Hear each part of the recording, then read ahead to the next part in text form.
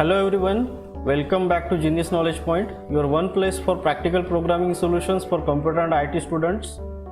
I am making this video to provide practical knowledge to all students so that you can develop your own programs which will be helpful for your studies as well as career.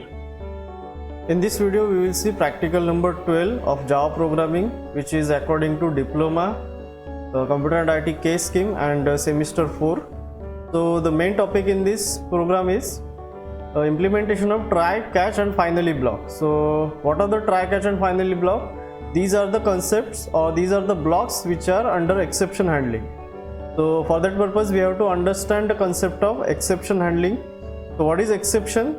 Exception is a condition that is occurred by runtime error. So what is runtime error? So there are two types of errors. First type is compile time error. So whenever you are developing any program and inside that program you do some syntactical mistake, that is you do spelling mistake, you miss semicolon, so that is called compile time error. So whenever the program is compiled, what will happen? It will not compile because you have a syntax error inside your program, so that is compile time error. And another part of error is runtime error. So what is runtime error? Whenever you are running any program and while running that program, if there is some wrong input entered by the user and that input is not handled by the program, that is called the condition of exception, that is runtime error. So we will see the example of runtime error, and the condition that occurs because of that runtime error is called exception. The condition is not handled by the program or it is not handled by Java system, that's why it is called exception. And to handle that exception we have to use these blocks, that is try block, catch block and finally block.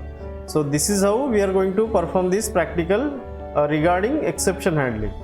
So for that purpose we have to understand how exception is generated. So for that purpose we will move to the diagram. So suppose I am developing any program and in that program I am accepting two numbers as a and b. So a and b are my variables which may be integer or any other data type. In that two variables I am accepting two numbers, and after that I am writing code as int x is equal to a divided by b. So these two numbers are accepted by user, but this calculation is done by the program.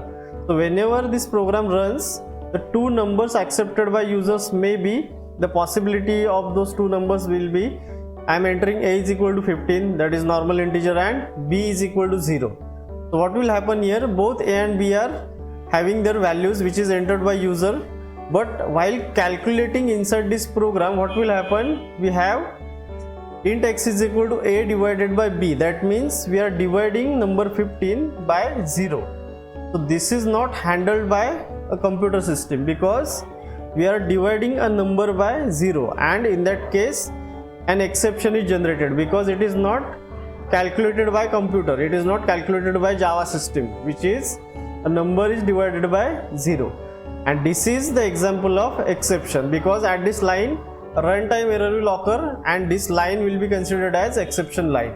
So automatically whenever an exception is generated, the sequence is like this. So whenever an exception is generated, it will automatically throw an object which is regarding that exception type, and that thrown object will be given to the system.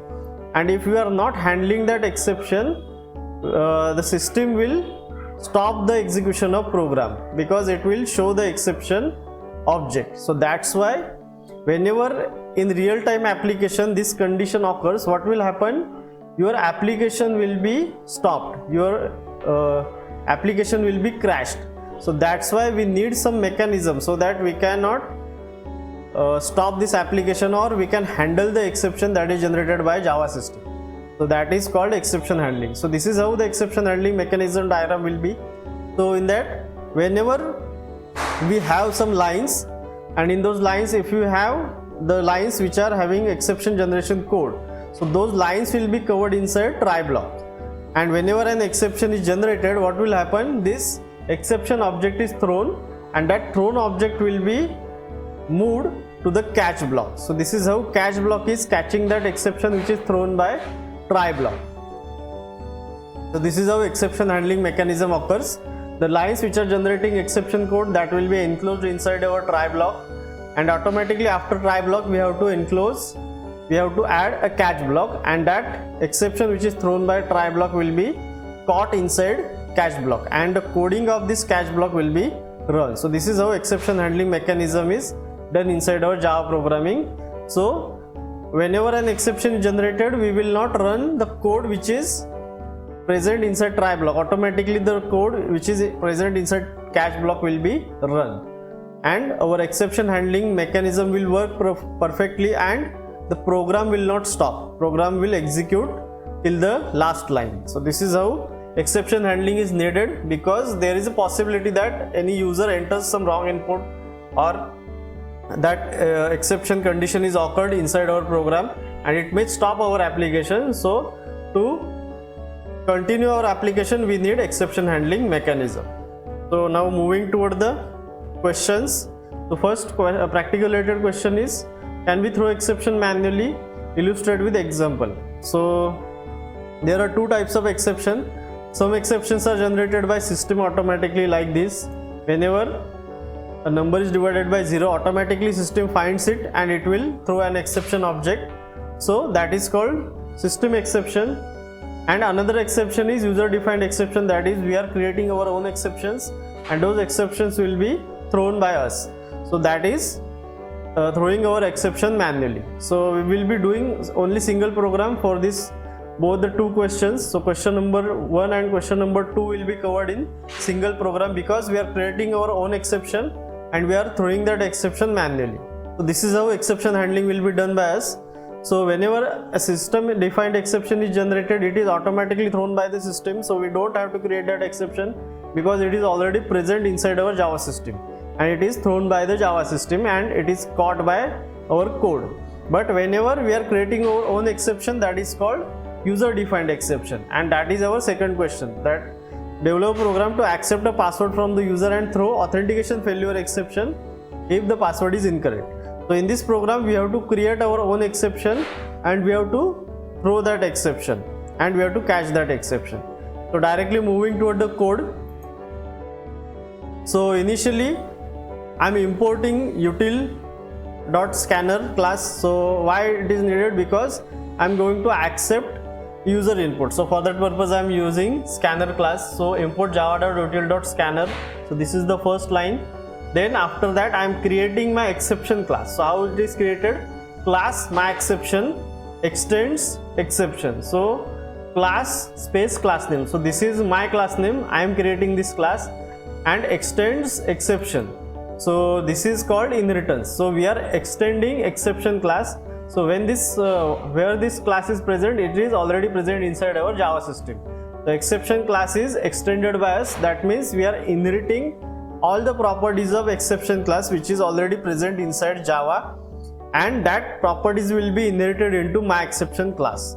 Then I am creating constructor of this my exception class, which is created by me, public my exception, and in that I am taking string message as a parameter. So this is the string parameter and this will be my message to my exception class. Then I am using super keyword to pass this message to the upper class, that is my super class. So message will be given to the exception class, and from that there it will be stored as a message inside our exception class.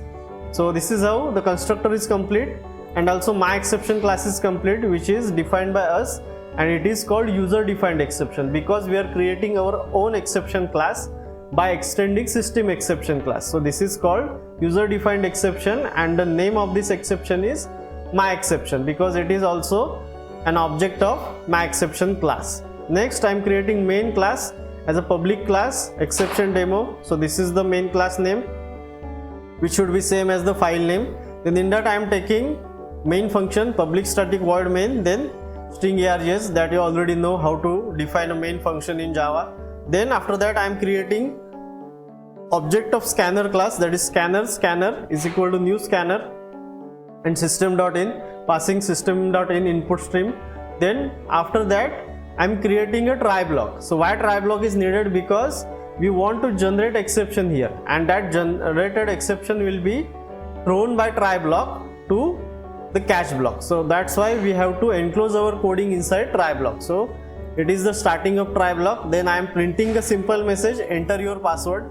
So as given in the question, we have to take password from the user and we have to match that password with some value, and after that, if the value is matches, we have to move our program, and if the value is not matching, we have to throw an exception. So that's why I am entering a message that enter your password. Then I am accepting that into pass variable, so which is of string data type. So string pass is equal to scanner.next line. So what it will do, it will accept the password entered by user. Then after that I am creating if statement. So if pass dot equals, and I am passing admin inside string.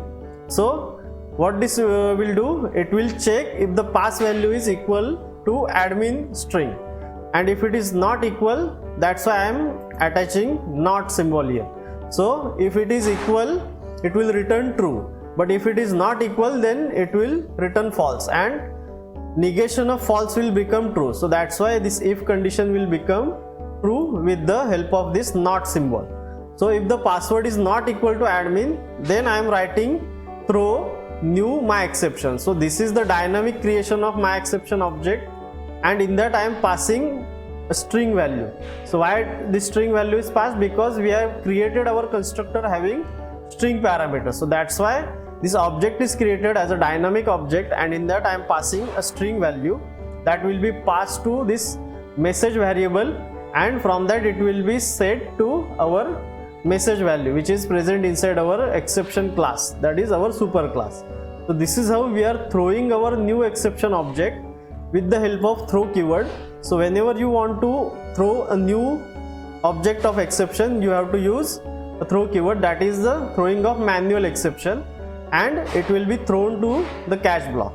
So this is how this exception is thrown here when the password is not equal to admin string, and if the password is equal to admin string, the if condition will become false, and we will move to next line, that is authentication successful and welcome will be printed. So this is how the try block is complete here. Next, after try block, you have to compulsory enclosed, or you have to compulsory start a catch block or finally block. So here we are starting catch block because the thrown exception should be caught inside catch block. So inside catch block I am writing my exception and object E. So that means the exception which is thrown by try block will be sent to catch block, and that will be caught inside this object E. So this new my exception object will be copied to E object. So this is how our exception is caught here, and the object name here is E. Then using that E object I can just use get message method. So I am just writing system.out.println E.get message. So what it will do, it will print the message which is stored inside our exception object, and that exception message is authentication failure, incorrect password provided. So this is how the exception is printed here using this method, which is of exception class, which we are inheriting inside our myException class. So this method will print the message that is authentication failure, incorrect password provided, and after that our program is ended. So whenever we are entering a password which is not equal to admin string, what it will do, it will throw an exception and the message will be thrown, and that message will be stored into the object, and that object message will be printed using this E.get message. And if the password is equal to admin, automatically this if condition will not run, it will go to authentication successful and welcome will be printed. So this is how we are doing exception handling here, but this type of exception handling is user defined exception handling, because we are creating our own exception, we are throwing our own exception, we are not using system exception here. So saving the file, now moving toward the location of the file. So to run this program I have to open CMD here. So CMD is opened, then copying the class name. So first command is javac class name dot java. So there is no error, that means program is compiled successfully. Next command is java space class name. So it is asking me to enter a password, so I am just entering admin, but if you see the A is small here, so it should throw an exception. So if you see the authentication failure, incorrect password provided. So the exception is thrown here because A is entered small letters here, so it is not matching. So automatically this if condition will become true, and it is throwing authentication failure, incorrect password provided message as exception, and that exception is caught inside catch block, and it is printing the get message value. So this is how the message is printed and the output is generated here. So I am running this program again. So this time I am entering the correct password, so that is admin with A capital. So if you see, authentication successful and welcome is printed because our if condition become false here, and we move to the next statement, that is out of if, and this prints authentication successful and welcome message. So this is how the exception handling can be done in Java programming. And why exception handling is needed? Because there is possibility that whenever we are running any program or any application, there is possibility that user may enter some wrong input, and because of that input there is possibility that system cannot handle that input, and it may crash because of exception generation. And for that purpose we have to use exception handling in our application as well as our project. This is how we have completed this practical number 12, which was regarding exception handling, and we have used try and catch block. The finally block is not covered in this practical list, that's why it is not covered in this practical. So this is how this practical is completed. So that's it for today's practical. I hope you understand the program clearly. If you found this video useful, don't forget to like, share and subscribe to my channel for more such programming solutions, and hit the bell icon so you never miss a new video. If you have any doubts or need solutions for other programs, drop a comment below. I will be happy to help. Thanks for watching and happy coding.